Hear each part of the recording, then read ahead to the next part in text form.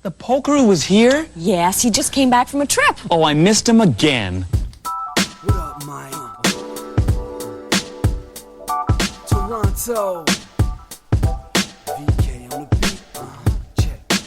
I'm in Toronto where you wanna get the city love. I'm from Toronto where you wanna get the city love. I'm in Toronto like we wanna get the city love. My city love me back for my city love.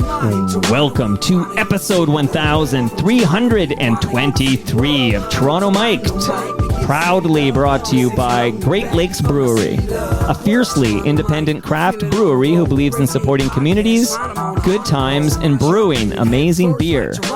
Order online for free local home delivery in the GTA. Palma Pasta. Enjoy the taste of fresh, homemade Italian pasta and entrees from Palma Pasta in Mississauga and Oakville. RecycleMyElectronics.ca. Committing to our planet's future means properly recycling our electronics of the past. The Advantaged Investor Podcast from Raymond James Canada. Valuable perspective for Canadian investors who want to remain knowledgeable, informed, and focused on long-term success. Pumpkins After Dark. Use the promo code TOMIC15 and save 15% this month at pumpkinsafterdark.com. And Redley Funeral Home, pillars of the community since 1921. Today, returning to Toronto Mic'd is Steve Paikin, and making his Toronto Mic'd debut is John Michael McGrath. Welcome, gentlemen. So good to be with you, Mike. It only took us an hour and a half to drive here. What a joy to see you after the end of that. I am so sorry about our awful congested highway system here, but I have a question for you. Like, if you had a guest coming on a taping of the agenda and they were 30 minutes late, would you roll without them? What would you do on the agenda? Absolutely. That actually happens more than you think, where you're waiting for a taping and somebody texts in saying, sorry, subway running late, or traffic is awful. And usually what I say to the director is, we got 3 people who are on time, so let's get going and we'll ease them in when they can get here. So in this case, one person was, on time and no one wanted to hear from him. They've heard enough from him. So I waited for you guys. But John Michael McGrath, you're making your Toronto Mic'd debut. How do you feel about that? Well, I'm open to new experiences. I try to be anyway. Very happy to be here. Have you ever heard an episode of this program? I have not. I didn't think so. I could smell it on you there. Yeah, okay. Feel bad about that, but I have not encountered the podcast yet. This is the Matt Sundin, Eddie Shack edition of Toronto Mic'd. You'll find that your sports metaphors are wasted Clear on me. the track. Here comes Shack. Yeah, I know you got the tune right, but have you got the numbers right? This is the Matt Sundin, Eddie Shack. Well, 13. Matt Sundin is 13. Yeah, and Eddie Shack, I have no idea, to be honest with you. Well, what number episode is this? This is, oh my goodness there gracious. You go. There's clues everywhere. These it's 23. Okay. There you go. So this is, Matt Sundin, Eddie Shack. Yeah, and 1323. That song I was singing there, like, I'm too young to remember that in real time, but I absolutely have listened to Clear the Track, Here Comes Shack he on YouTube. He knocks him down and he gives him a whack. He can score goals. He's got a knack. Eddie Shack. John Michael, now I was warned, you are not John, you are not Mike, you are John Michael. Those are 2 names that make up your first name. Tell me. Yes, I was. My father and I both have the same name, and he was also a reporter for a different public broadcaster, and also reported on Queen's Park. Because we are not creative people in my family, we chose poorly, maybe. But in order to try and minimize the confusion, I go by my full name. And my father was professionally was John McGrath. Well, this is an exciting fun fact right off the top. Shout out to Jane Siberry. So basically, your father reported on Queen's Park for the CBC. Yes. See, I knew that was the other public broadcaster. And you want to know what's kind of crazy? I love knowing crazy things. I worked with his dad, and now I'm working with the dad's kid. What does that say about me? That tells me you're old. But as I learned at TMLX 13 when I saw you last Thursday, you do not dye your hair. Like, that's completely Mike, natural. you ask me that every time I come here. I know that. John Michael, look at his hair. Like, that's I've an seen his hair. 85-year-old man. No gray at all in that hair. Every time I come into this basement, this beautifully appointed basement, you always say, "So who's coloring your hair these days?" And I'm just jealous. I just wish you would. Yeah. First of all, who needs to color their hair out of all of us here? That'd be the 49-year-old who's completely gone silver. But if you'd seen my dad at my age, you would know that I don't color my hair because he never had to either. How's your dad doing? My dad just turned 90, and he's awesome. Thank you for asking. Because I actually, if he's up to it, and you'll have to tell me closer to the date, but I would do a Father's Day 2024 episode with you and your dad. Put it in your book. Let's do it. Because we almost did it, and then it didn't happen. But I think that we better do it, right? So I'll follow up with you closer to Father's Day 2024, and if your dad's up to it, I would love it. So we'll have the Paikins in here for a Father's Day treat. Oh, how did you enjoy, what did you think of TMLX 13? That was your first Toronto Mike listener experience. It was, and I had no idea what to expect and showed up. And I'll tell you what, you have a lovely community of people. You really do. I met a lot of people that I'd never met before, including Mark Weisblot, who I'd never met before. And Amazing. You guys had a summit there. We at did. the We had a good picnic long table. chat, actually. Met so many nice people. A couple of guys who I actually used to play baseball with on Sunday mornings. Oh, yeah, Brian Gerstein. Brian Gerstein, yes, that's right. Who used to advertise on this here podcast. Propertyinthesix.com. There you go. Yeah. So a good time had by all. And of course, good food, good drink. Loved it. Met Mr. Bullitt, the proprietor of GLB. Yes, So that was Peter great, too. Bullitt. Yep. Okay, amazing. I think I accidentally said his family. He corrected me. I said, Peter's family owns Great Lakes. But No, really, he I got does. confused. It's the Petrucci family that owns Palma Pasta, and Anthony is a member of that family. But Peter Bullitt owns Great Lakes Brewery. So you enjoyed a Great Lakes beer. You enjoyed your Palma Pasta. The good news for John Michael making his debut before we get into all these questions people want answers to. John Michael, you are not leaving here without a lasagna. So hopefully that makes the traffic worthwhile. So, I love a good lasagna. did you know, John Michael? It's funny, you two first names, but I've adapted here. Did you know, John Michael, that we sing songs on this show? Like, you've already heard a few songs. We just belt out songs as they come to us. What kind of music do you dig? We know that Mr. Paikin here is a big Sinatra buff. What's your jams? Oh, Like, give us an gosh. idea. I mean, most of the stuff on my phone is like what was the top 40 hits when I was in high school, right? I Okay, have, so what is that? Oh, Like, are we talking Madonna? What are we talking about here? no, what? Oh, gosh. I'm just. Bon Jovi? I'm yeah, trying there's to- definitely some Bon Jovi on Okay. there. There's some Guns N' Johnny Roses, used some to Aerosmith. work on the docks. Okay. Yeah. And then, it's bifurcated where there's like a lot of stuff that was like, popular music when I was in high school, and now more recently I have I have a young daughter, and so I also have like a lot of Disney animated picture soundtracks on my phone as well. Let It Go. This is like a Exactly. Frozen soundtrack, because Yeah. I have a 7-year-old and I've heard a lot of Frozen songs. I've got Frozen and Moana and Encanto. All We on don't my talk phone. about Bruno. Oh yeah, like haunting my dreams. Paikin.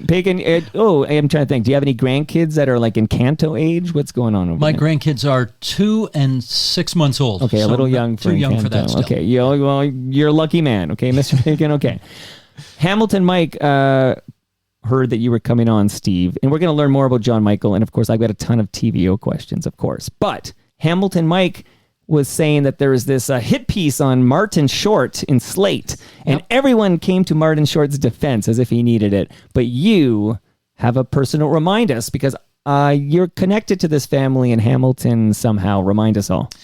Martin Short's father and my grandfather did business together in the steel business in Hamilton, and were great friends. And our respective families have known each other for whatever the math turns out to be, 70 years, something like that, 75 years. And yes, I saw the hit piece in Slate. Boy, am I allowed to offer an opinion about that? You can even swear if you want. This is not TVO. Yeah. Well, I'm not going to swear, but I thought the piece was trash, and the outpouring of love for him in response to that piece doesn't surprise me at all, because I think he's hysterical, and apparently so do lots of people who've watched him over the years in any number of movies, plays, television shows, Broadway, the list goes on. So he's terrific, and I don't get the piece, but I guess everybody's got to make a name for themselves somehow. John Michael, what do you think of Martin Short? Funny or nah? Oh, I mean, I have loved Martin Short. I mean, I think I must have been 6 or 7 when I watched Three Amigos, and I have always enjoyed everything I've watched Martin Short in. I have enjoyed, and that includes, at least I've watched the first season of Only Murders in the Building. I have not yet gotten to seasons 2 or 3 yet. You know where he got his start, eh? You know the first television station he ever worked for? Why am I raising this? Well, because it's TVO. Exactly. He did a show back in the day called Ferguson, Short, and Ross. And Ferguson was Max Ferguson, who used to do a show on CBC Radio a long time ago. And I think they did a season of, it was a variety kind of show on TVO. Unbelievable. So that's pre-SCTV. Oh, yeah, way pre-SCTV. Way pre-SCTV. And I remember talking to Martin about this once, and I said, so did that, how instrumental was that in getting you onto the journey that has resulted in you becoming one of the most successful show business people of all time? And he looked at me straight in the face and he said, not one bit. Zero. But it was part of the journey. Okay, I love these fun facts, man. Just drop them like they're hot, because they fuel me. Okay, and if John Michael, don't hesitate to drop a fun fact or two as they pop into your head. I'm never going to be able to compete with Paikin on the sheer volume of fun facts. Certainly, at least fun facts about TVO that he is able to drop. Well, do you know who Pokeroo is? I've been trying to figure that out for 40 years. So, no, is it Paikin? You can tell me, John Michael. No, it's not. At least I have been in a room with Steve Paikin and Pokeroo at the same time. That's significant. Thank you. There you go. That gave me a little insight. Confirms there. it's not me. Confirms it's not Steve Paikin. Okay. And shout out to the Thomases. We just did a best of Toronto Mike episodes 1001 through 1250. Al Grego curated this with the help of some nice FOTMs, many of which were at TMLX 13. And Dave Thomas's appearance on Toronto Mike made the best of. So I just heard that clip on Friday. And when I think of Paikin, I think of, in his connection to Martin Short, I remember that you connected me to Ian Thomas, and I got Ian on the show. Yes, you did. And Dave and Ian Thomas's parents and my parents were friends in Hamilton. And of course, I remember Ian Thomas. We came out with Painted Ladies when he was 21 years old, I think, and I knew him then. I was a teenager.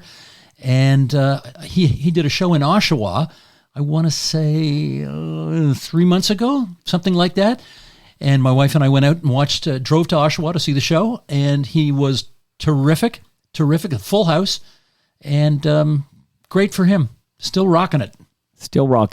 Now, I'm going to come back to you, John Michael, just to learn a little more about you, because, of course, you're fresh meat, and I want to know more about who you were, what you're doing at TVO and everything. But I'm going to ask this big question, and then you guys can both answer this. But who exactly is on strike at TVO right now? The CMG workers at TVO are on strike. We are about 70, 75 workers. There are 2 unions at TVO. There's Unifor and there's CMG. CMG is the smaller union representing a lot of people in the journalism side of things, the digital education side of things, and the documentaries side of the office. So that is who is currently on strike. Okay, and that includes you, John Michael. It does indeed. I am currently on strike, and we've been on strike. We are going into our 4th week. Includes me too. I'm also. Well, that was my next sentence. Yeah, I'm in the union, and I'm on strike as well. Okay, so you've been on strike. So you said going into its 4th week. You said. Mm-hmm. Okay, so just dumb this down again. A lot of people well versed in everything here. I'm not so bright. So for 4 weeks now, you've been on strike. So has TVO been having discussions with you? Has there been any progress? There are formal bargaining days where the union and TVO, lock themselves in a room and they try to work out some kind of an agreement. There were no bargaining days last week, but they have been negotiating. They obviously have not arrived at an agreement yet because we are still on strike. They're still on strike. Like, were you literally on the picket line today? Yes, I was on the picket Monday, line today September 11? Before we drove here. Okay, that's why you were late. I think that's a good excuse, actually. Okay. One of the reasons. One of many. And Paikin kept wanting you to probably pull into a drive-through and get another coffee or something like that. So, the man loves his ice cream. What's your favorite flavor of ice cream, Steve Paikin? Chocolate. Yeah, me too. Yeah. I knew we had a lot in common. I knew I liked you for a reason here. Shout out to Mike Rogotsky. I thought he looked a lot like you. You both have very strong chins. I don't see it. I know you. I met him at the TMLX 13. I don't see it. You know what? I'm going to tweet that. I have the photo, and I will tweet it, and we'll do like maybe a poll. Like, does Mike Rogotsky from Esri look like Steve Paikin? We'll do a little poll here. Okay, so you're on strike. You're in your 4th week. Why are you the CMG workers? And so you said there's 2 unions at TVO, like it's Unifor and CMG. Yeah. So the uniform, who does that entail? And they're working? The Unifor workers would include like a lot of the technical services people, like cameramen, editors, some of the IT people, I believe. But it's not my union, so I actually shouldn't be too allegedly. Yeah. But I mean, many of them are, I can speak for at least some of the people I know who are still nominally at work, but we have heard back from them saying like, yeah, it's a ghost town. They don't have any work to do, and they're showing up to their jobs as they are supposed to, but without new content coming from, for example, our podcast or the agenda or, the stuff that I write for the website, there is nothing for them to do. Why are you on strike? What are you looking for here? Tell me why you guys went on strike. The short version is that after a decade of taking 0 and 1 and 1.5% pay increases, we are asking for some very, I would say, modest wage increases that just do a slightly better job of keeping up with inflation. I want to be clear that what we are asking for would not really come very close to reversing the losses we've had over the last decade, but it would be just a bit more than we have seen previously. TVO has offered us substantially less than what we were asking. On top of that, they have asked for a change in the protections that we currently offer for contract workers. And TVO, like any large organization, it does need to use contract workers. We understand that, but what they are asking for is a change in the collective bargaining agreement, which would remove one of the key protections that we've got, which basically says that after 2 years, a contract worker has to become a permanent full-time employee and get all of the benefits thereof. And TVO wants to remove that protection. All right, help me out with something here. So TVO is, of course, the budget for TVO comes from the provincial government. Like, tell me how what is it? Two-thirds of it. Yeah. That's why you're here. You got all the specifics here. Okay, so when you're negotiating with TVO, like, does that mean you're negotiating with the Progressive Conservative Party, which is currently in power? Is this a unaffiliated, standalone, independent broadcast consortium? Like, can you be specific on, like, just for the average Ontarian as to what it means to be go on strike at TVO? Let me put it this way: like any other unionized environment, management represents management, and the union leadership represents the union. Now, management, when you are an agency of the Ontario government, very much takes its orders from the chief shareholder. And in this case, the chief shareholder is the Minister of Education. So it is obviously reasonable for TVO management to ask the Minister of Education, how much money can we offer these folks? What can we do on side issues like the contract issue that John Michael just referred to? And so while technically at the table, TVO management is facing off against the union, you can, I think, be reasonably well assured, John Michael, that the Ministry of Education has a significant role behind the scenes in all of this. Yes, you've got the Ministry of Education, and even, you can go even further up the ladder where, like, the Ministry of Education has to consult with the Treasury Board Secretary and the Minister of Finance to know how much money there is actually to play with. Yeah. But, we're 74 people here, Mike. 74 people. So I think you can imagine that the amount of money that's being discussed here is a pimple on the back of an elephant as it relates to the significance to the bottom line of the province of Ontario. Yeah, I'm trying to say it sure wouldn't take much to make this issue go away, is what I'm saying. No, okay, so then I probably have the liberty to say a little more than you guys. We'll find out in this episode of Toronto Mic'd here. But Paikin, can I call you Paikin? I'll call you Steve. Steve, Paikin, listen to me now. Hear me later. Okay, Steve.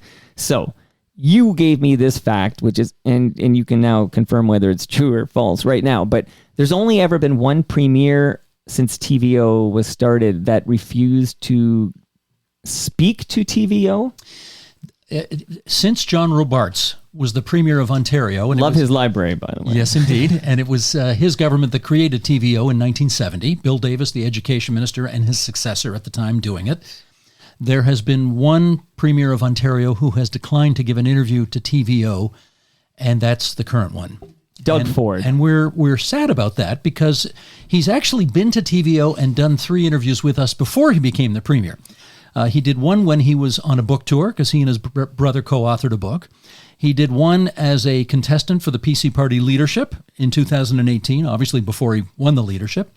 And he did another one with Olivia Chow and John Tory when he was a candidate for mayor in 2014. So he's been here 3 times before 2018, but not once in the 5 years that he's been Premier. And I don't think that's because he has a problem with us. I know he doesn't. I have a good professional working relationship with the Premier, but I'm not sure that some of the people who work for him think it's a good idea for him to do it, and therefore he hasn't. He also did an episode of Political Blind Date. Yes, he did, he and, which was on Jagmeet TVO. Singh were paired up, and yes, that was also a TVO show. So that's a 4th appearance on TVO. Okay, so obviously until I get Doug Ford on the program, I won't know why he's not appearing on TVO, but I know he's not appearing.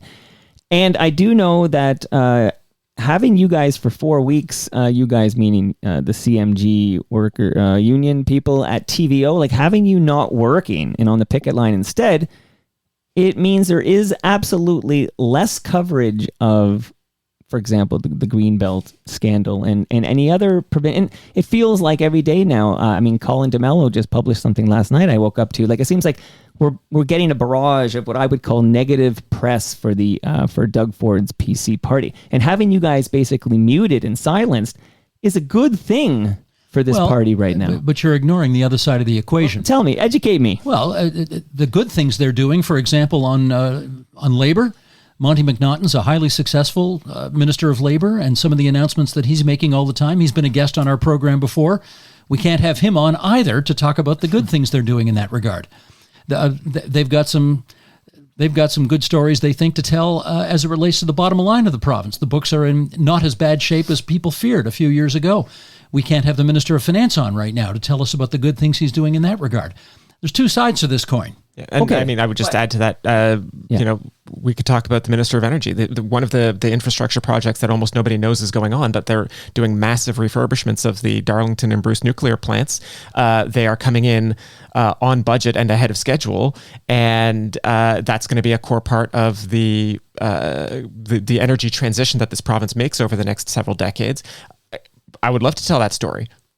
We do cover those stories. John Michael and I covered on our podcast. No doubt. And we covered on the agenda. But you would probably concur, I would think, maybe it's just average Ontario citizen Mike talking here, that the sexy topic of the day is the Greenbelt scandal and everything surrounding it. And that not being covered by TVO right now is probably something they are enjoying in the Progressive Conservative Party of Ontario. Well, I think that the additional harms that we might do by covering it are pretty marginal compared to what the government is already having to endure.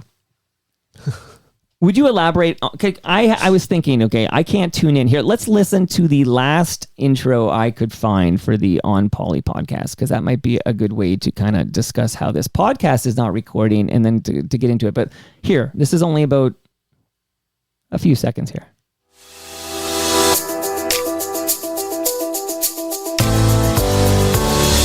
Welcome, everyone, to the On Poly podcast. I'm Steve Paikin. And I'm John Michael McGrath. Today on the pod, one topic and one topic only: the Auditor General's report on the provincial government's handling of the Greenbelt.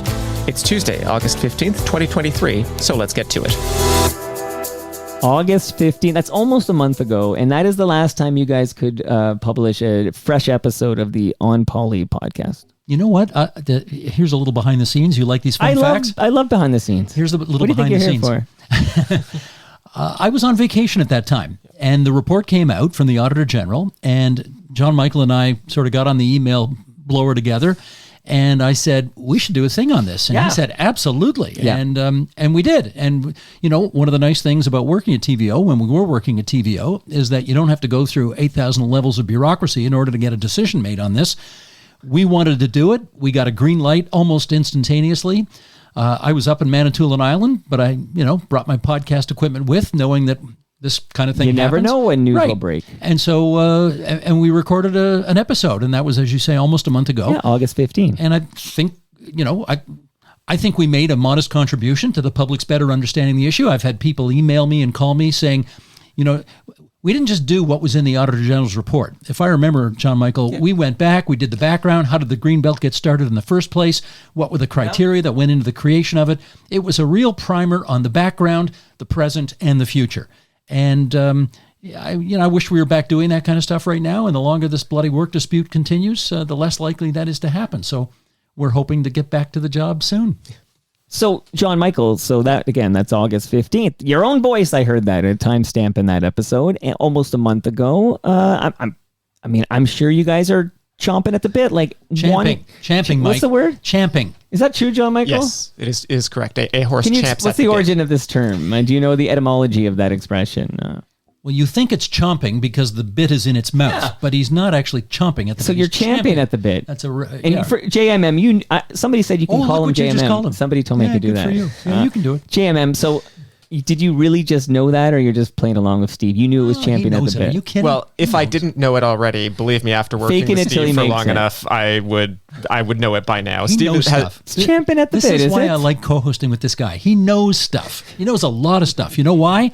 Because at 2:00 in the morning, while the rest of us are sleeping, he's reading the Planning Act. That's why. Wow. Okay, so you can't record an episode of your TVO podcast right now. That would you can't do that because you're on strike. We're on Correct. strike.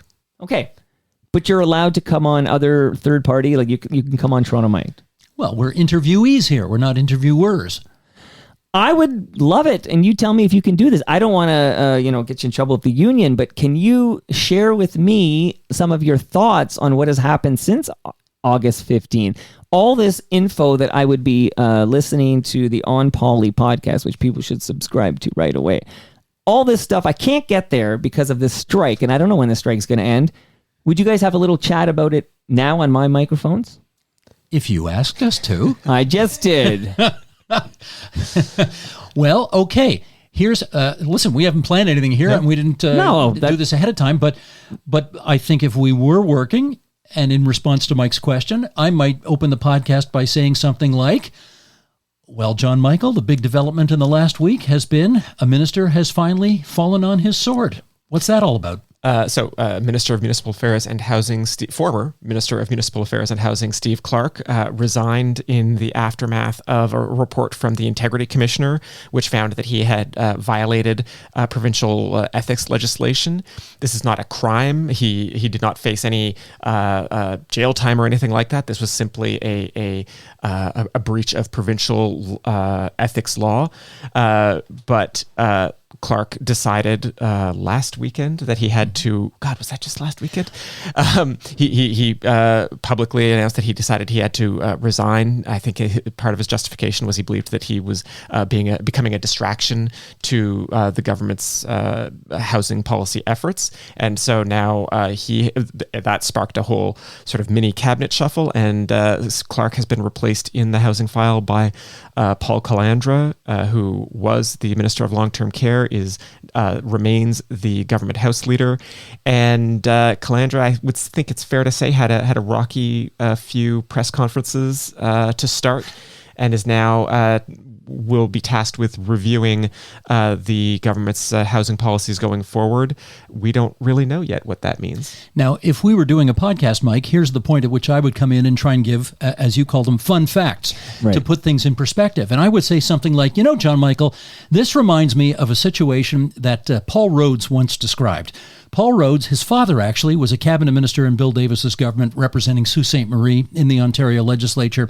Paul Rhodes was an original common sense revolutionary for Mike Harris, one of his top advisors. And Paul Rhodes always used to advise the premier of his day, which was Mr. Harris, thus. He would say, figure out where the story's going and go there.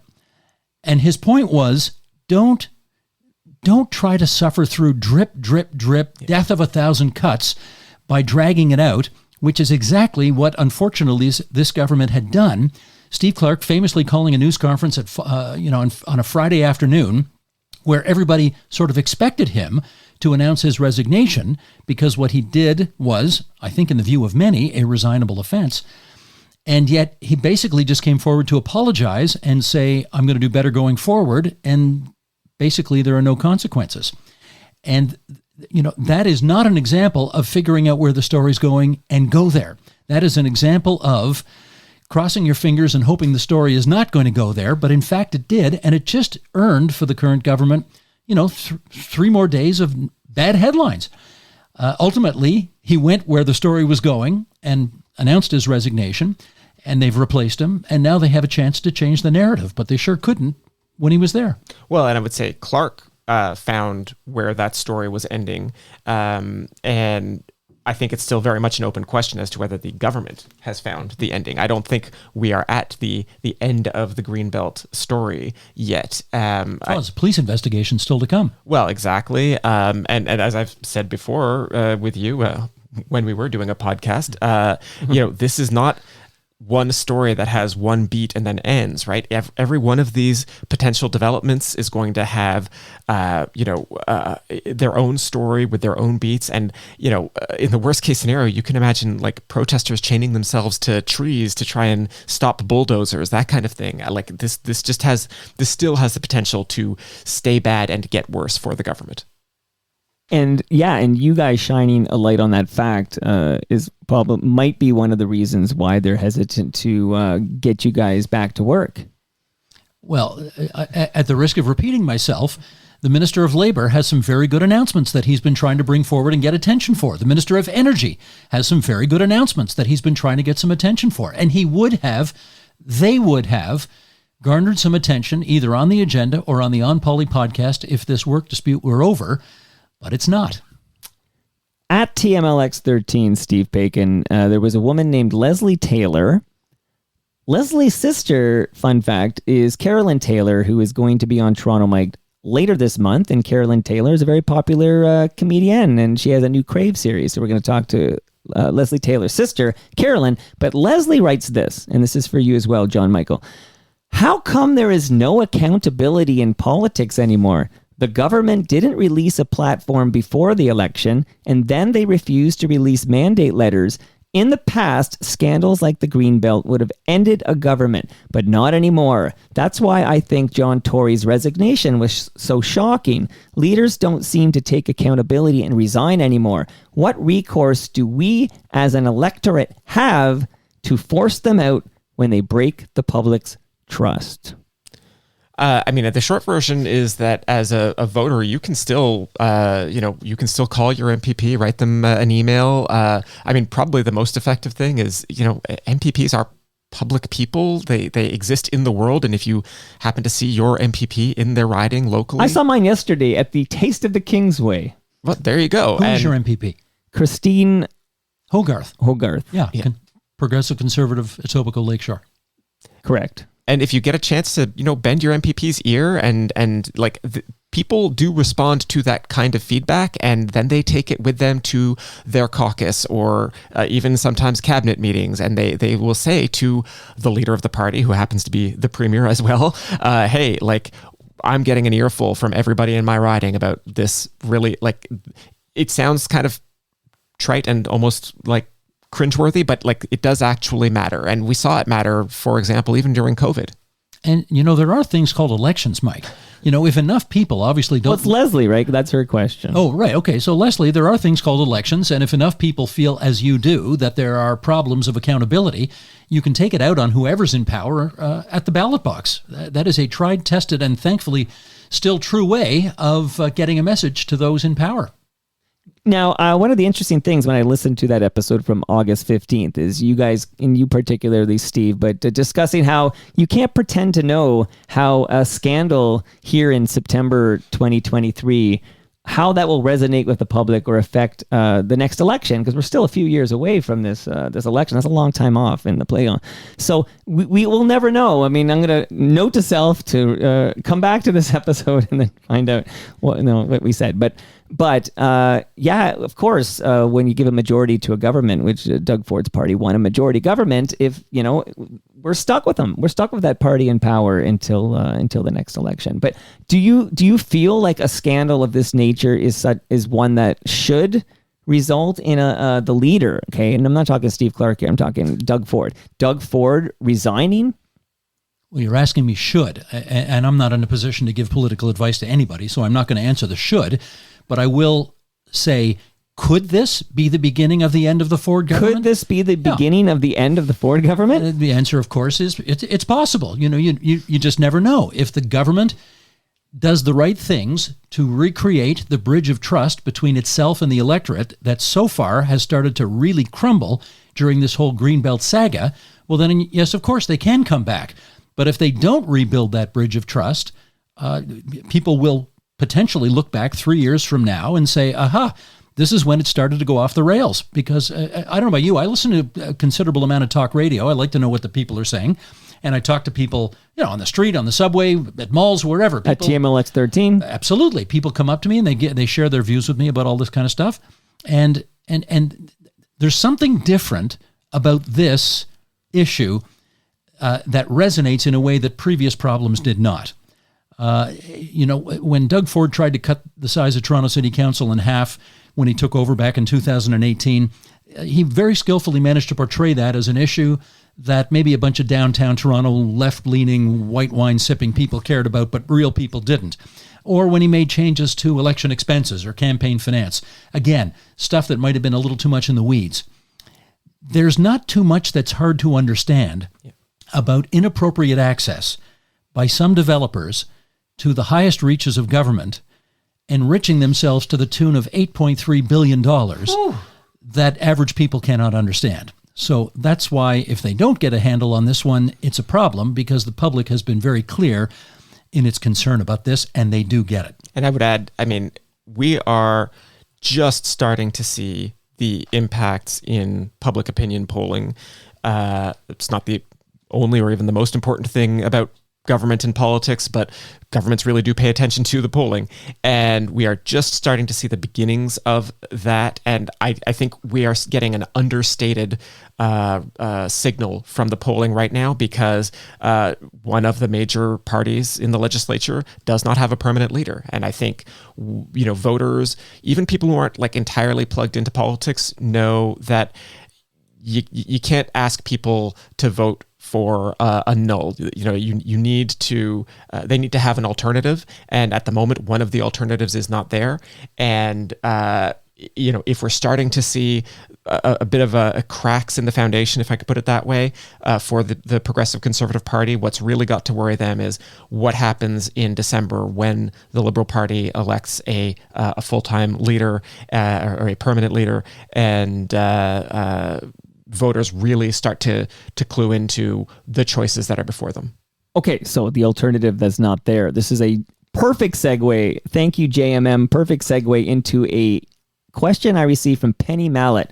And I want to shout out Penny, because Penny is the mother of Canada Kev, a beloved FOTM, who was also at TMLX 13. So Canada Kev's mom, Penny, says, sorry, JM, but this is a little Steve-centric here, because Penny's a Steve fan.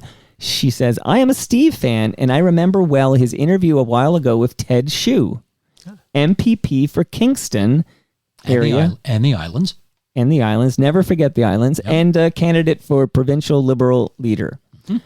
I was so impressed by Ted Hsu, and I got the distinct impression that Steve was too. Although, Steve, you're easily impressed. Is that correct? All right, I put that in there. Okay. But then Penny picks it up and says, is Steve prepared to comment on the upcoming leadership race? And then again, Penny says, I'm not a Bonnie Crombie fan, but last I heard, she's leading comfortably. What say both of you about the Liberal? Is it a done deal here? Bonnie Crombie's going to win easily? Well, nothing's a done deal, but you also do look for markers at this stage of the race. And again, the race still has 3 months to go, but you do look for markers to see how things are going.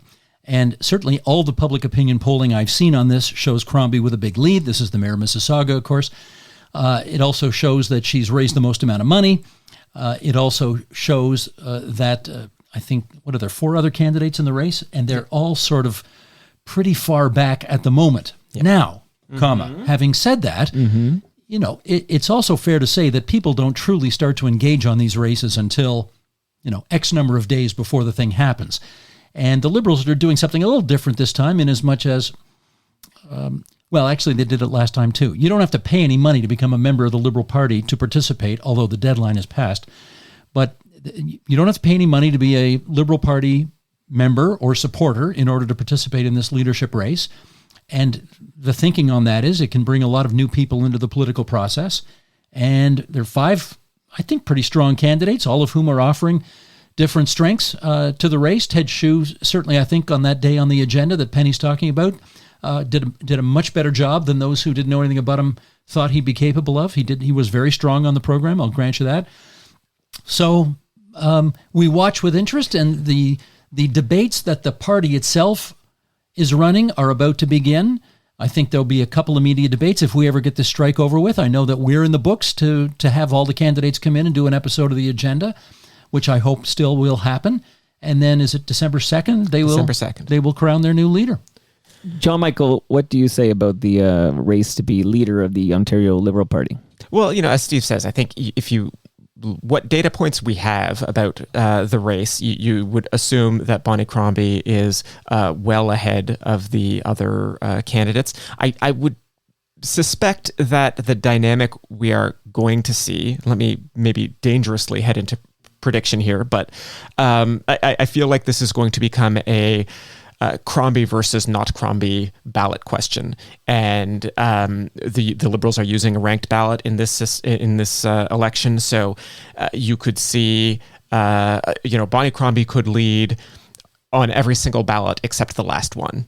That is a possible outcome where she could be ahead, and then suddenly in the last ballot, it comes down to Crombie versus maybe it's Nate Erskine-Smith, maybe it's Ted Hsu, maybe it's Yasser Naqvi, and the Adil Shamji's going to want you to say don't forget about him. And Adil Shamji, yes, of course,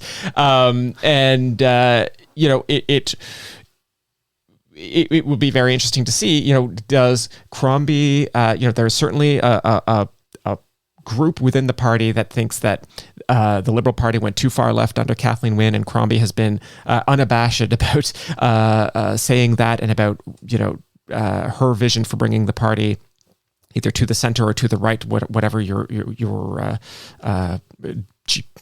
directional preference is. But I don't know whether she's got a majority of the party behind her yet. And I don't think anybody could say confidently that she does.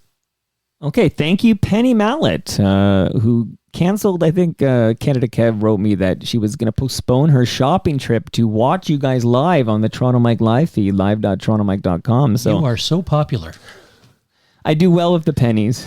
The only penny we have left, Penny Mallett. I miss the pennies. Okay, so thank you, Penny. Your son is a sweetheart. He had the longest hair, and then suddenly he cut it off, and I think he donated his hair, for wigs for cancer patients or some excellent cause of that nature. So we're talking about a sweetheart here. Beautiful. Also a member of your union, by the way.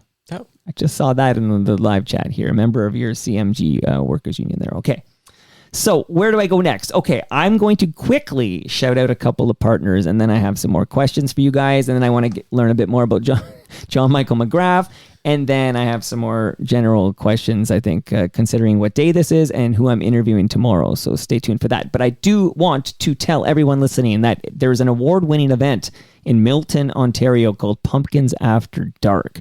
Pumpkins After Dark is going to start up in September. That's this month, the 23rd, and it runs through Halloween. And if you buy your tickets for Pumpkins After Dark right now, you save 15% with the promo code TOMIKE15. So go to pumpkinsafterdark.com, get your tickets, use the promo code TOMIKE15. You can thank me later. Thank you, Pumpkins After Dark. And this is important, guys, because I know how much Steve Paikin makes. I've seen the Sunshine List, so this is important. Learn how to plan invest, and live smarter with the Raymond James The Advantaged Investor podcast. Whether you already work with a trusted financial advisor or currently manage your own investment plans, The Advantaged Investor provides the engaging wealth management information you value as you pursue your most important goals. So subscribe to The Advantaged Investor while you're subscribing to the On Poly podcast from Steve and John Michael.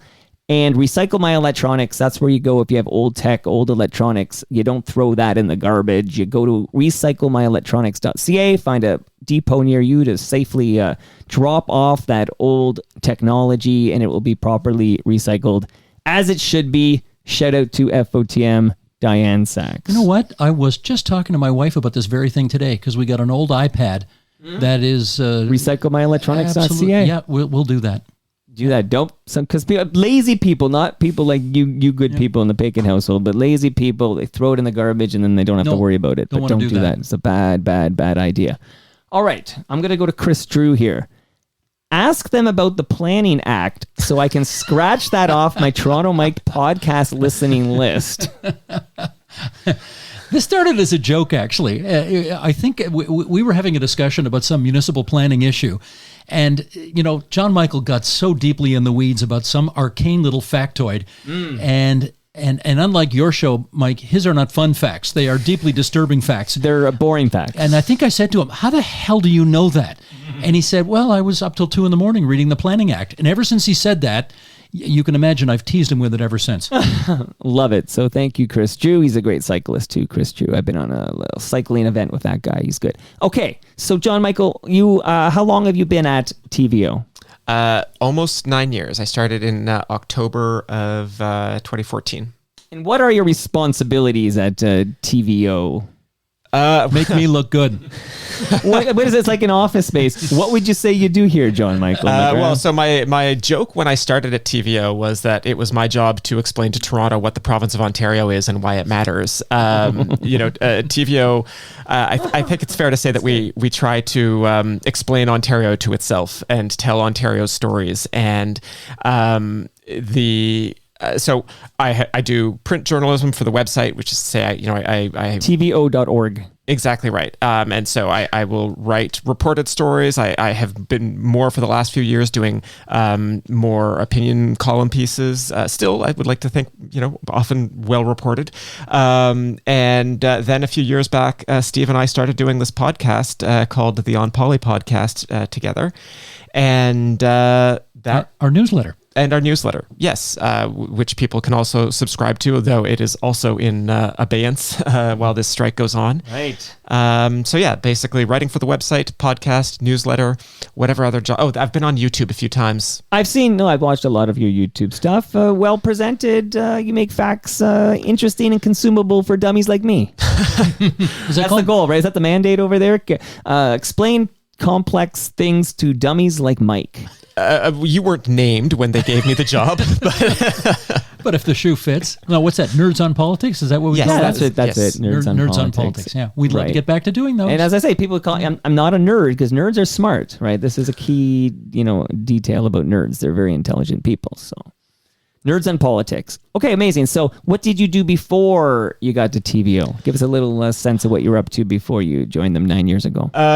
So let me go back a little bit further than that. I'll start with the story that I was telling Steve on the way here. I got out of journalism school in 2008, and I sort of bounced around for a little bit. And then in early 2010, I got a gig writing short blog posts for TorontoLife.com about municipal politics. And Did you say 2010? Yeah, 2010. That's the heart of that's Rob Ford land. Well, exactly. You figured that out. So 4 weeks after I started writing for TorontoLife.com, Rob Ford announced his mayoral candidacy, and it has just been a real roller coaster ride, almost unbroken ever since. So I wrote about Toronto city politics for a few years, and then in 2013 moved to Queen's Park, where I wrote for an outlet called Queen's Park Briefing.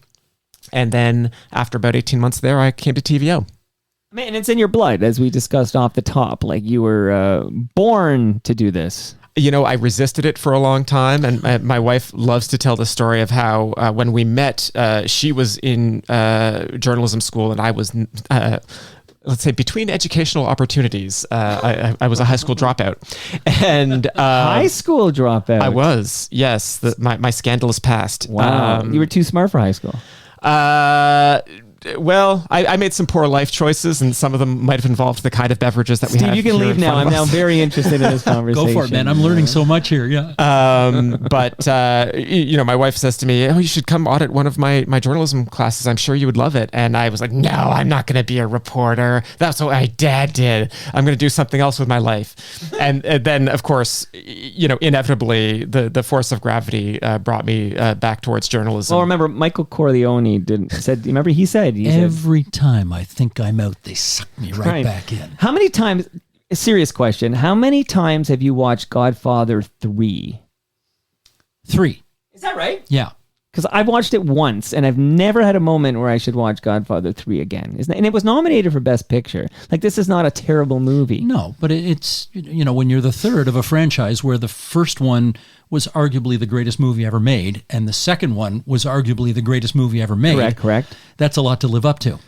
Yeah. I've seen the first one probably But you 20 did go back times. 3 times. Yeah, if I ever stumble, I was in a hotel room in Amsterdam once, and I stumbled, like anywhere I am, if I stumble upon the first 2 Godfathers, I'm stuck. Like, I'm actually, like, I'm no longer able to move. I must watch this, like, no matter where you end up. Like, I own them I have the DVD trilogy. Where am I looking over here? No, that's the Wired trilogy. I have it somewhere, the Godfather, but I've never watched number 3 more than the first time. Like, I watched it, I go, okay, and that was it. I'm just curious, when people tell me they've seen Godfather 3, how many times did they rewatch that? Because we all rewatched those first 2 a million times. But now I'm going to ask John Michael, and he's going to tell us he's never seen The Godfather. Is that correct, John Michael? That is, in fact, while we're discussing all of my scandals, I have never seen Back any of up the the Godfather truck here movies. for a moment. Okay, so, but you have heard that, hey, 9 out of 10 guys say this is their favorite movie of all time. If you've never been curious to see, like, what is this movie about? I'm curious, but at this point in my life, I've also, I've got a young kid, and there's like not a ton of time. Young kid. You didn't have the young kid till recently. Like, what about those decades of life before the Well, young he was kid? too busy reading the Members Integrity Act and the Planning Act and the Auditor General's reports. And, And before that, there was, Toronto zoning bylaws that I had to those things aren't going to acquaint read myself with. They're not going to read themselves, Mike. He's got to read them. Well, as you know, Steve, because I know that John Michael might not know this, but Michael, he tried very hard not to follow in his father's footsteps, Yes. but eventually That much I know. ended up doing so. And you're the same way. Yes. This scandalous past is fascinating. You haven't heard the half of it. Oh, I'm listening. there are limits to what I'm going to say on a hot mic. Right. Well, all the mics are hot at the TMDS studio. That is for sure.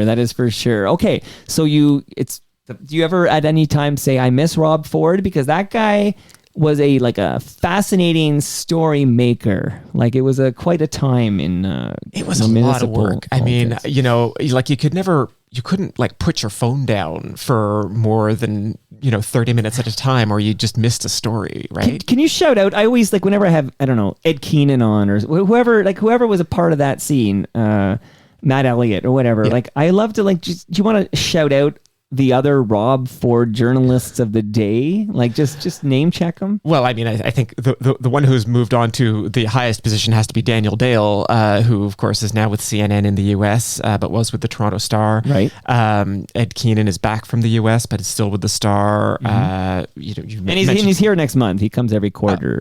Love that guy. Okay. You've mentioned Matt Elliott. David Haynes was also one of the people who was covering that. He's moved out of the industry, but still in my thoughts and prayers.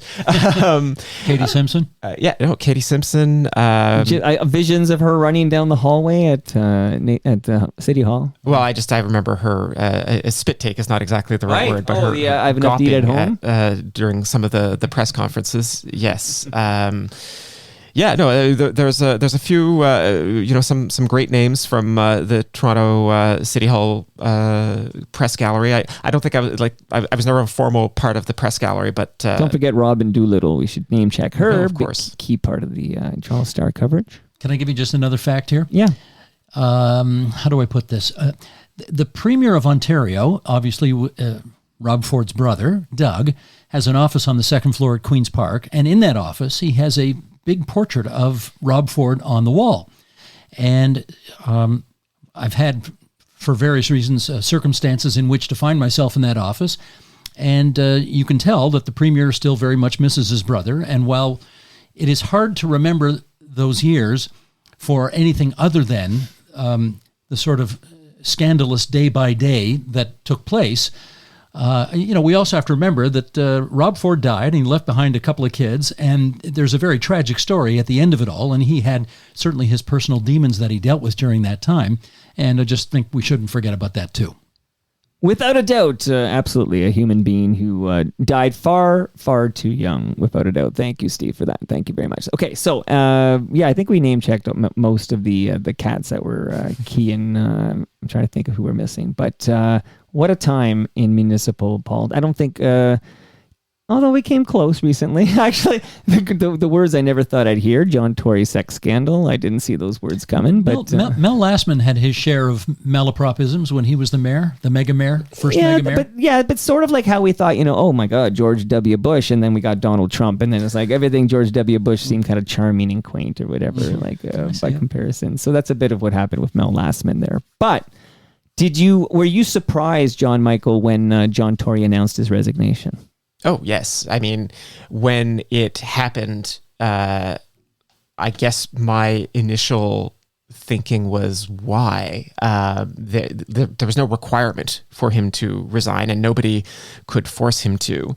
And, as the news sat with me, and as more reporting came out about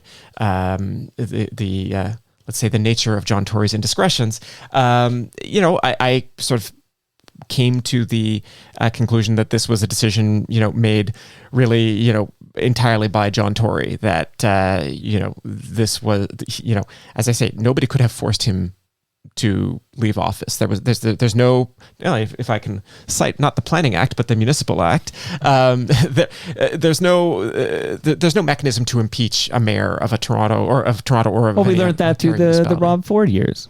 Well, so what happened there was City Council took some of Rob Ford's powers away from him, but they were unable to remove him, and the province did not change the law since then, and so I just think that it was extremely surprising.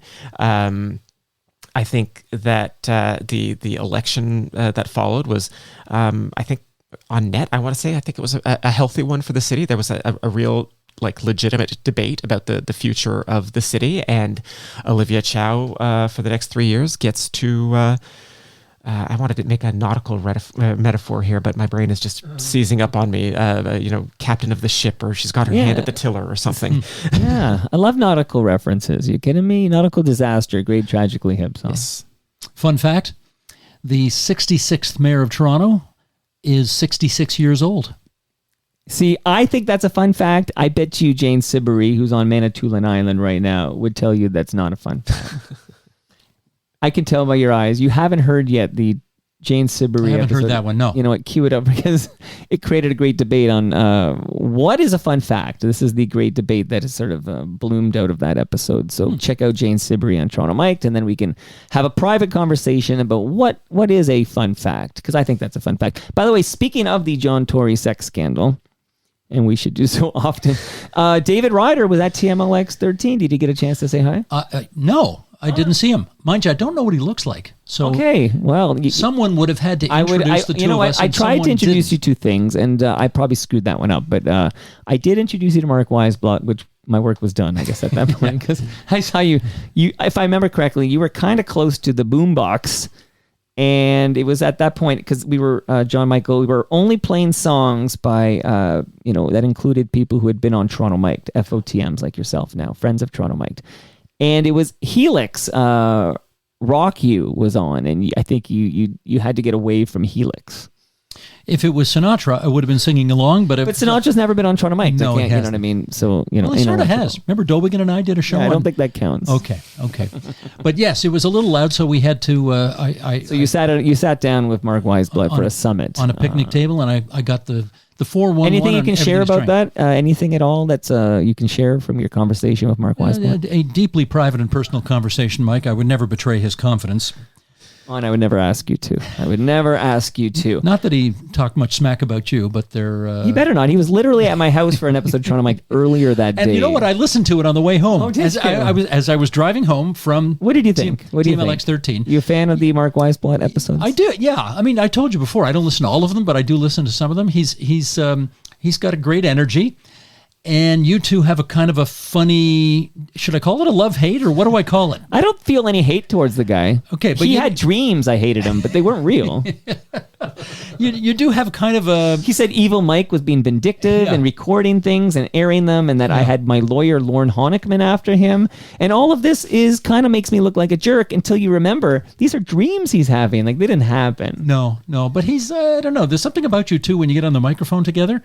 He gets very bizarre. My mom listened to that episode, and her note to me was, he doesn't let you talk. He doesn't let anybody talk. I got news for you. Don't take it personally.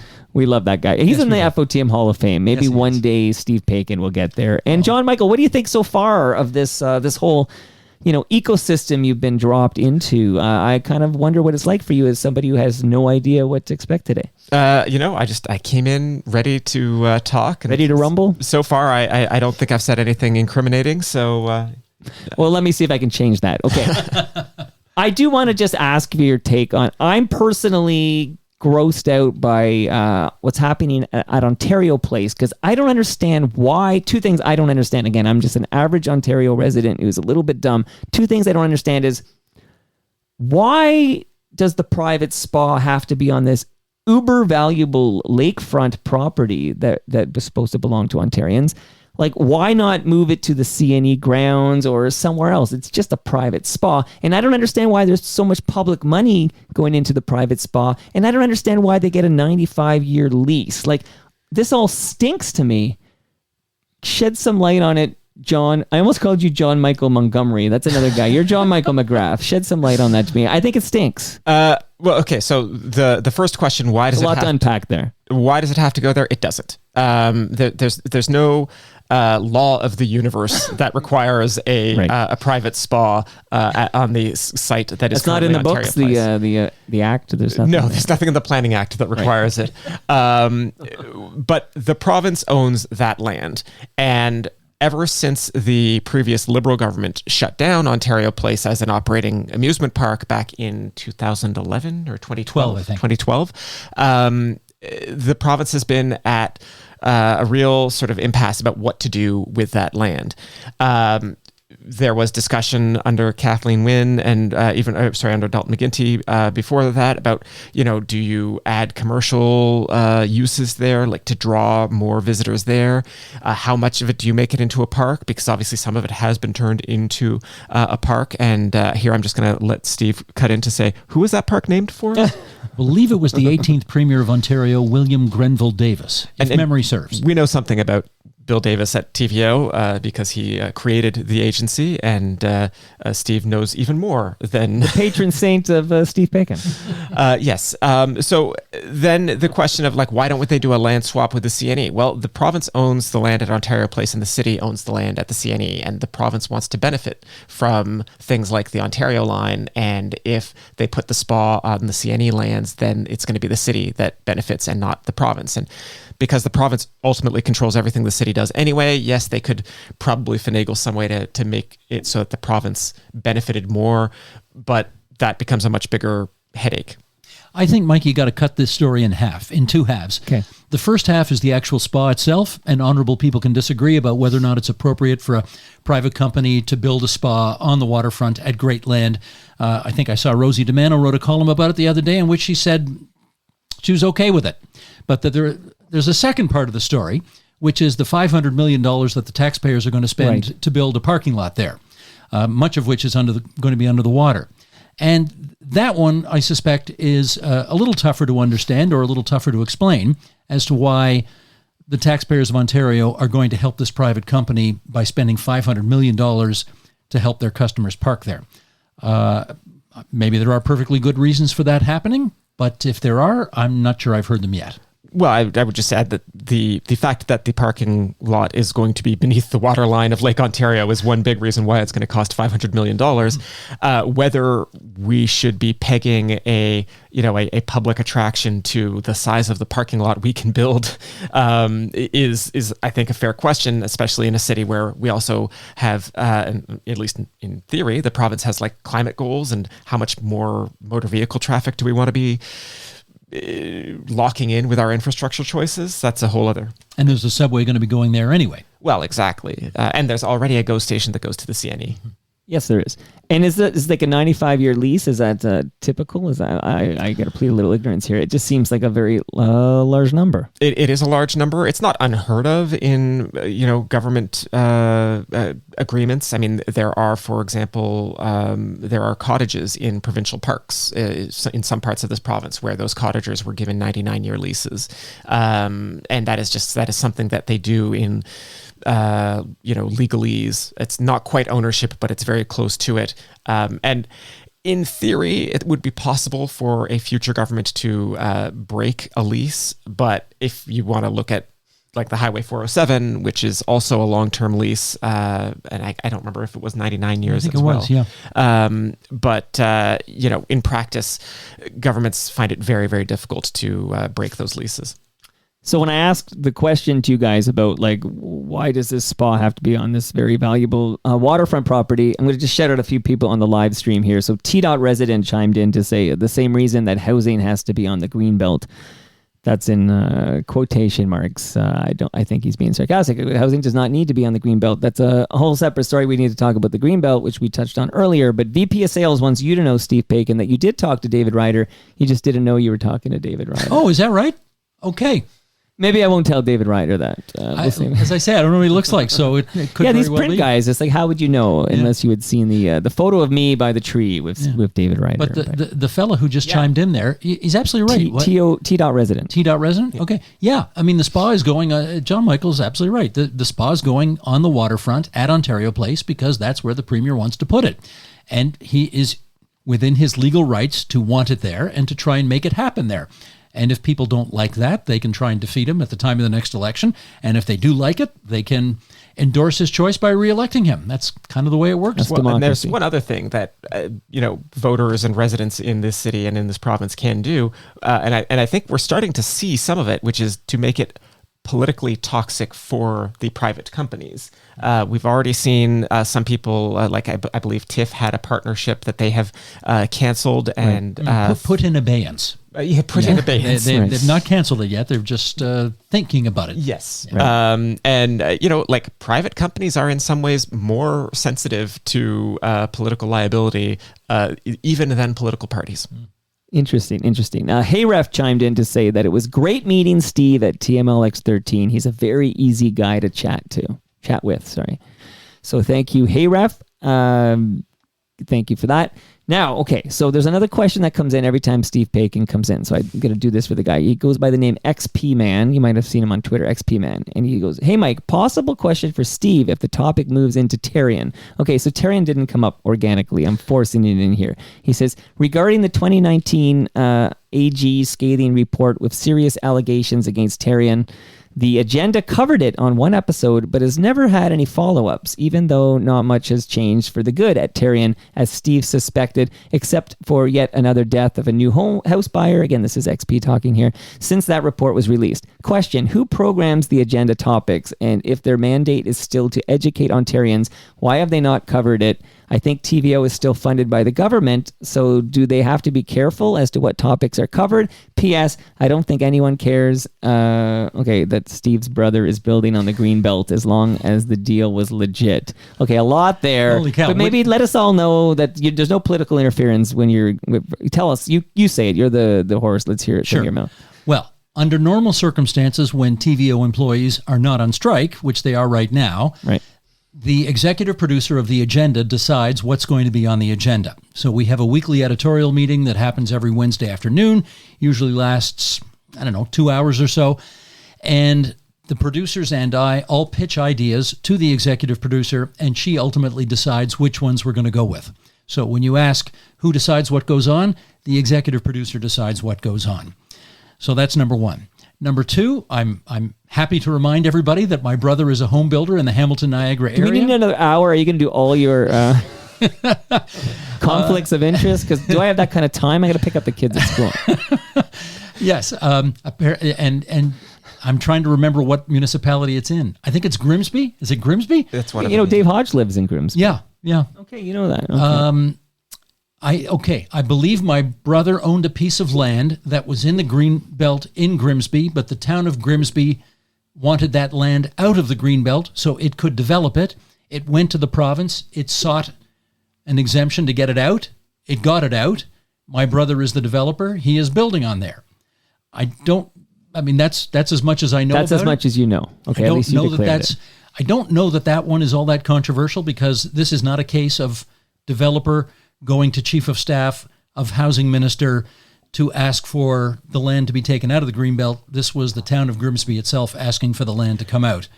So anyway, and there's it's that. not my I don't leap to Steve's defense. Frankly, I don't think I do it on the podcast, but I will say, just, you know, a background matter here is that that land around Grimsby was controversial almost from the very beginning of the Greenbelt, and the town of Grimsby had raised its objections to that land being put in the Greenbelt from the very beginning.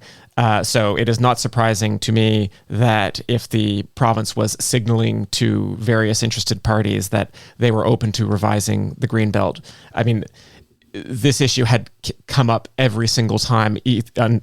Obviously, the previous Liberal government had made different decisions, but they absolutely knew that people in Grimsby were angry about this. But Mike, if I can come back to the original question, which is, what about Tarion and what about all of that business?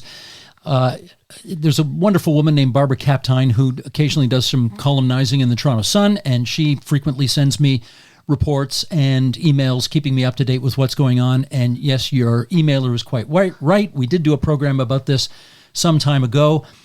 If the question is, why haven't you come back to it? Are you getting pressure from the province not to talk about it? No, the answer is no. There's no...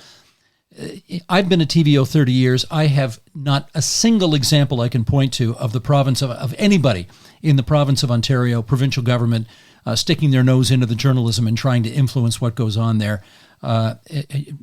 Everybody understands the need for the separation of church and state in that regard.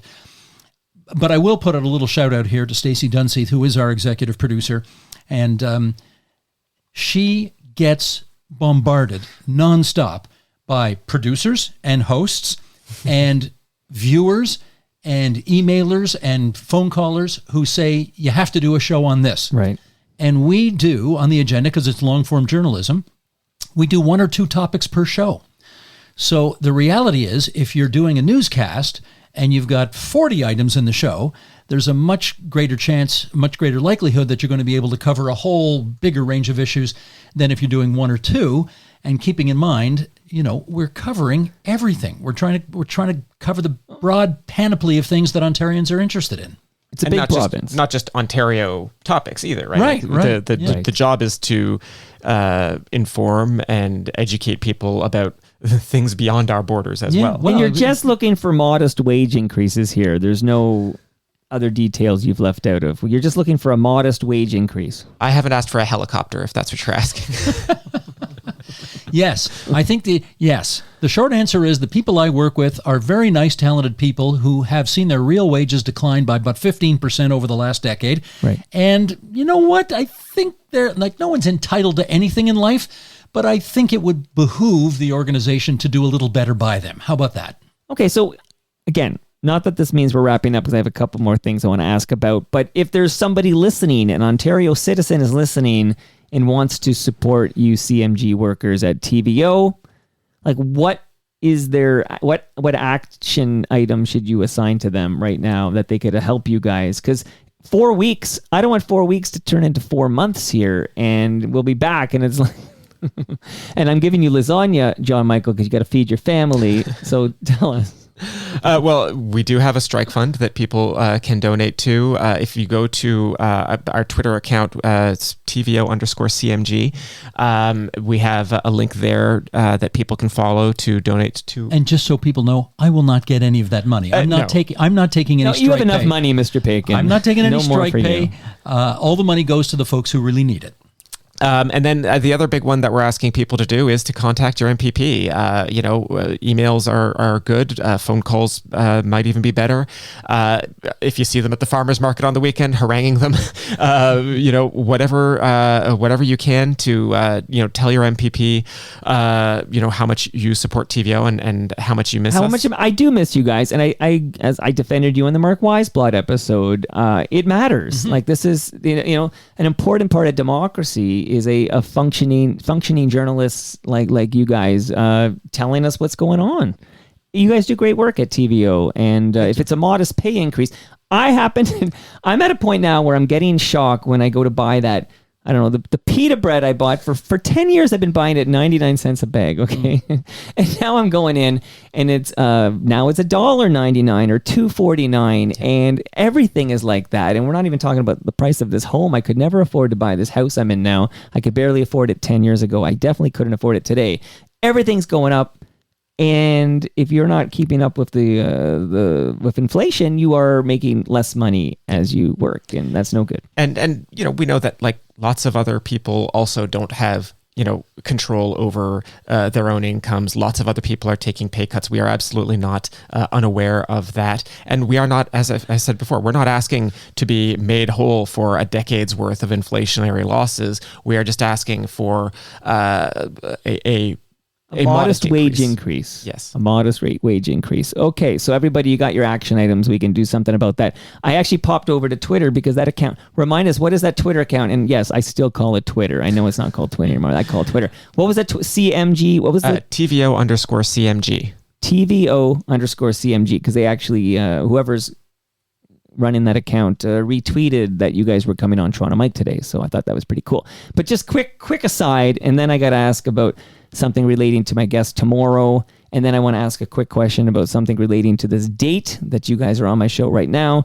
But I was at this event for Hollywood Suite, and it was a nice breakfast at the King. Where the hell was I? King George Hotel? Is that a king that would have a hotel? King Edward. King Edward's. That's right. I don't know my kings. Okay, I gotta catch up on my kings. So King Edward Hotel is where I was. Okay, and there was a woman there. I won't name names, but she was on Much Music, and I had this I would like to chat with this woman. So I went to her website, and there's a contact form, and I said, I just saw you at the event. I'm Toronto. I have a podcast called Toronto Mic'd. Here's a link to people who've been on Toronto Mic'd, so they know I'm just making this up or whatever. Paikin's been on. That's what I wrote. And then I just said, I would love to chat with you. We can be flexible when we do it or whatever. Peace and love, Mike, or whatever, something like that. And then the reply said, I'm going to read it. Thank you for your interest in having X on your podcast. It would be great to get some information from you about it. 1, who is your audience and how many listeners do you have? Okay, that's the first question. So if you invite someone on the agenda, I'm serious about this, or on your podcast, let's say the On Poly podcast, they're like, how many downloads do you get? Like, isn't that kind of offensive? It's like, I'm only going to waste my time on your show if there's a sufficient amount of ears on it to make this worth my while. What do you think about this? I mean, the good thing about having Steve Paikin on the you don't get that. podcast is most of the time if we ask an MPP to show up on I know the it's podcast, a bad comparison because they're not going to hesitate, right? Yeah, You're people are famous. usually quite happy to show up. I cannot think of, it might have happened, but I cannot think of a guest who has refused because they thought we were too small time. Well, because you're the agenda on TVO, so it's really not fair. But I will say this is episode 1323. We discussed it's Matt Sundin and Eddie Shack. That's the episode. Thank you very much, Steve Paikin. And this is the first time, but that's actually number 1. Number 2 was, what type of promotion do you do for the podcast and its guests, i.e. Social media? Like, so the first and a bunch of stuff, which is I'm fine with. There's 4 more things I'm okay with. But the first 2, like how many downloads do you get? How popular is your podcast? And what are you going to do to promote this episode with this guest and all that? Like, to me, the minute I saw those first 2 questions, I was so turned off. Like, I did not want this person on the show anymore. Like, I was kind of offended at the questions. Anyway, I tweeted about it, like a rage tweet, which I probably shouldn't do, but I did because, I write whatever. I don't answer to anybody. And I saw right now Neil Herland, and I want to shout out Neil Herland because Neil Herland is one of the voices I hear on CBC when I I listen to the news kind of before bed. Like, give me the CBC News, and Neil Herland's often doing that. And Neil wrote in to say, everyone in Toronto media knows who you are and loves your show. So I just want to say, I love you, Neil Herland. That's all I want to say to Neil, because I just saw that. Okay. Any final thoughts on that? And then I'll move on to the relevant questions for our esteemed guest today. I think you should just email this person back and say, I have 2 million downloads a week and a phenomenal listenership. See, if I told the truth and answered, they would do the show. I'm kind of like, I'm sort of like at a point where like, what about the show I like that has 10 people listening, including their mom and their uncle or whatever? Like, you won't do their show? Like, I'm kind of grossed out by the premise. You know what I mean? You know, I mean, Shawn Michaels like, get over it, man. Hey, people have busy lives, and I think one of the things about our job is like lots of people say no for, let's say, more defensible I wish that reasons. they had just said no. Like, I'd be just say no. I've had a lot of no's. Like, Bob McCowan said no. Like, just say no. I'm fine. We'll Bob move McCowan on. said no to me when I was in J school too. So Okay, we're in the same club of John McCowan knows. Anyone? Did Bob McCowan ever say no to you, Steve Paikin, when you were at the CJCL there? As a matter of fact, Bob McCowan was a guest on a show that I used to do at TVO called Studio 2. And every Monday we had a regular recurring sports panel. And he was on it. He was on it for many, many Mondays Never in a said row. no to you. So he was happy to do that. And I don't know that, I'm trying to recall if he's ever invited me to be on his show. Not the podcast. Maybe. Oh, Primetime Sports? I'm not even sure he ever invited me onto Primetime Sports. I don't know. You and Mike Wilner got left off the list of invitees. I'm in That's no a shame. danger of being invited onto a sports show. Did you care that Canada beat US in international basketball? Does that matter to you, John? I mean, I was aware that it occurred. Well, that's something. A lot of Steve is people going to don't be shocked Well, that Steve's I a big even knew that hockey happened. guy and a big baseball guy. He likes the Red Sox. I won't hold that against him. I know. But Steve, I'm holding it against him. like, would you wake up at 4:30 in the morning to watch a bronze medal match, Canada versus USA in basketball? Just not a big enough basketball fan to do that. Too early. But for hockey or baseball, I would, yeah. Yeah, I would. I was saying I didn't wake up either. My son had a soccer tournament at 8:30. That was early enough for me at High Park. But I was thinking like, oh, if this was like a gold medal game in the Olympics, I would get up at 4:30 and watch it. So I just didn't feel like doing it for Canada US. But Canada won. Yay. Okay. So today is September 11th. Yes. And I am naturally curious what your memories are of that horrific day, September 11, 2001. Start with you, Steve Paikin. I have a crazy, crazy, crazy story for you here. Are you ready? Oh, we're out of time, Steve. And that. This is a very, very weird story. I'm ready. I got married on September 9th, 2001. On the 10th, which was a Sunday, we were going to take a day off. And then on the 11th, no, let me get this right. We were Get it gonna right. This is important. We got married on the 9th. We were going to fly to New York on the 10th. And on the 11th, we were going to go to the top of the World Trade Center for breakfast because that's what we did 6 months earlier when I proposed.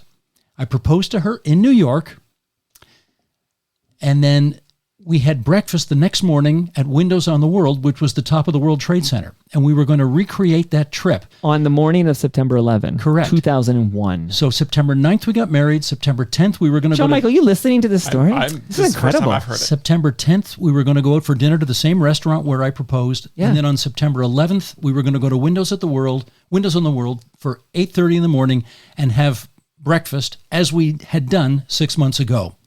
That was the plan.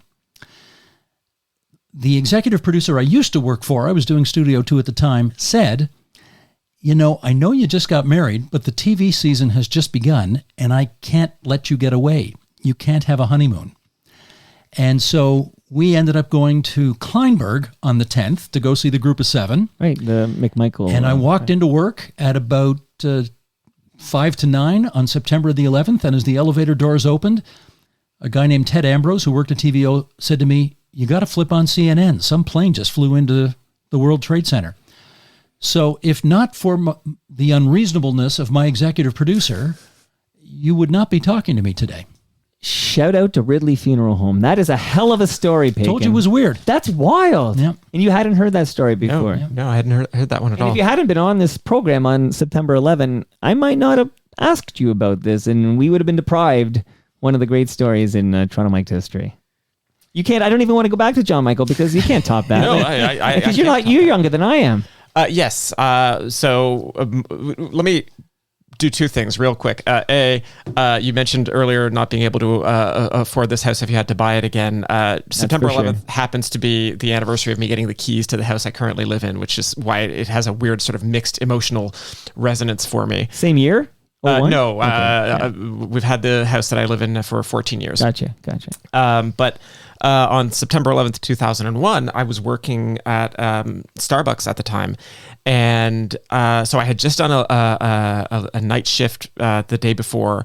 So I was sleeping in and my phone rings and it's my father, who was also a reporter. And he says to me, turn on the TV, turn on CNN. A plane has flown into the World Trade Center. And that was the first plane. And so I was awake and watching CNN when the second plane hit. And spent the morning, like all of us, in shock and horror, and just trying to sort of make sense of things. It was late enough with the early internet that my first instinct was to log on and just start. We could stream that at that point. We could stream a news source on the internet. And so, there was no YouTube, but there were still lots of sources. And then, the odd thing was I had an afternoon shift at the Starbucks. And so I called up my boss and I was like, am I coming in?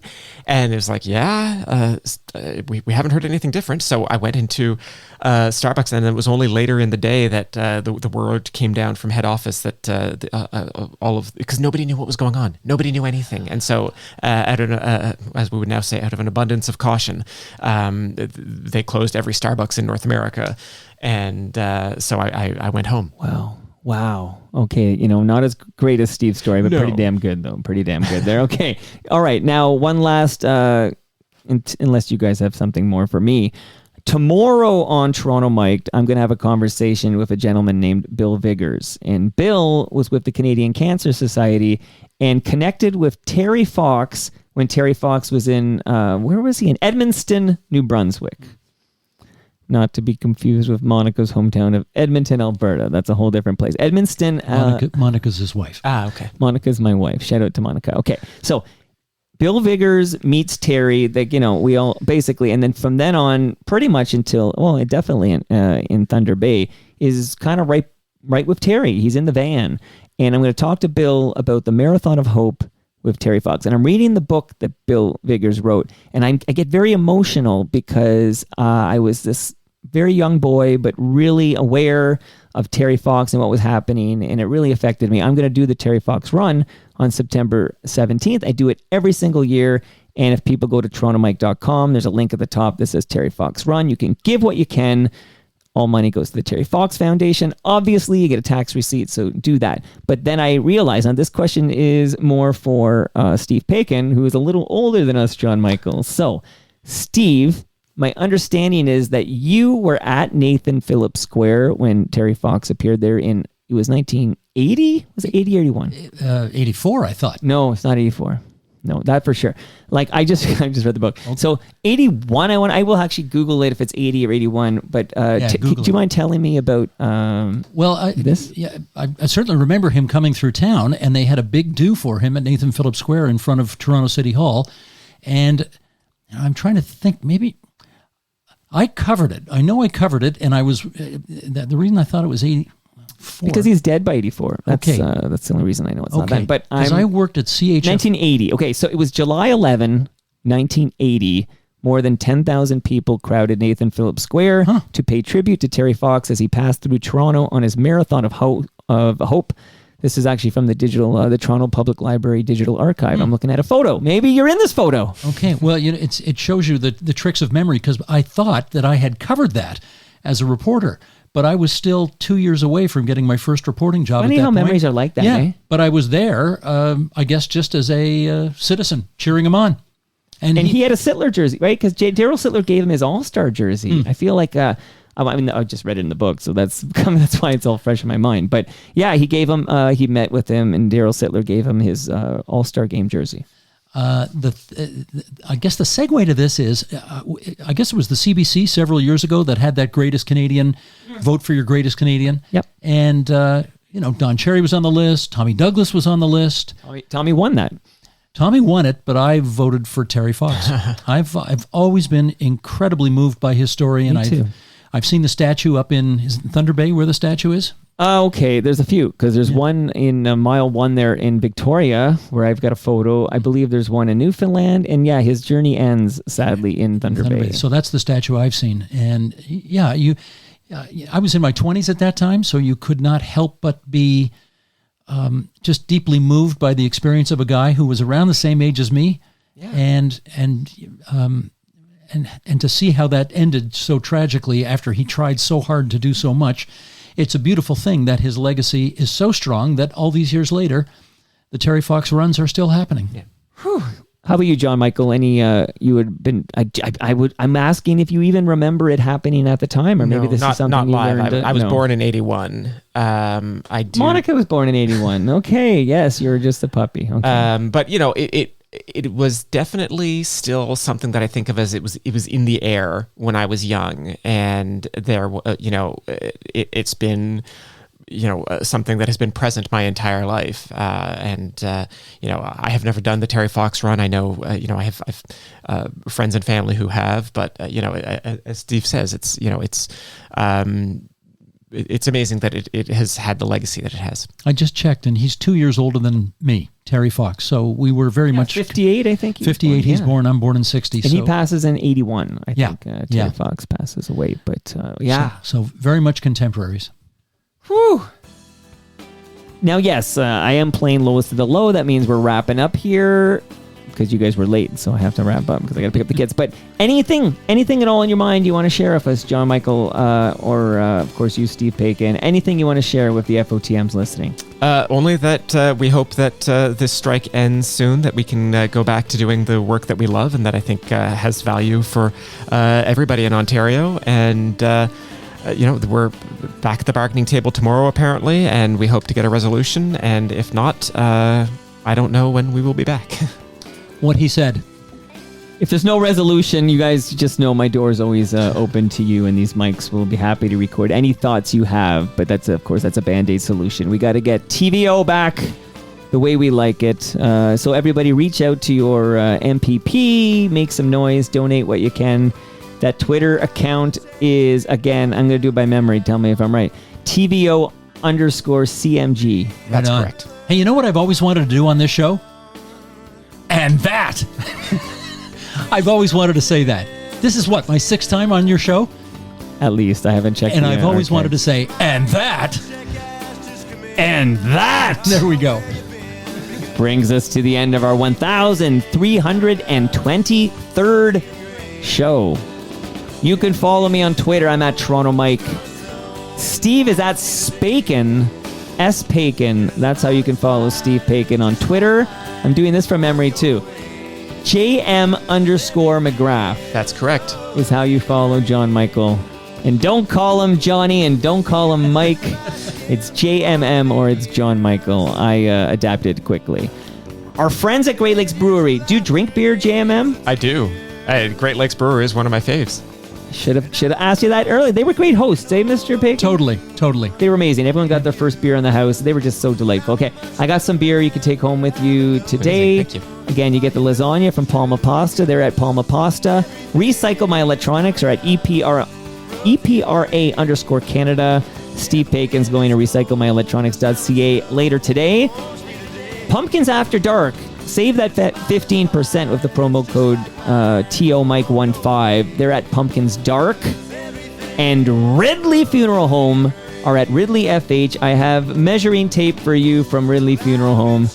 Measure what you wish. I don't need to know what you're measuring. See you all tomorrow when I'm chatting with Bill Viggers because he was there. See you all tomorrow. That's true, yes I do. I know it's true, yeah. I know it's true. How about you? Oh, they're picking up trash and they're putting down roads. And they're brokering stocks, the class struggle explodes. And I'll play this guitar just the best that I can.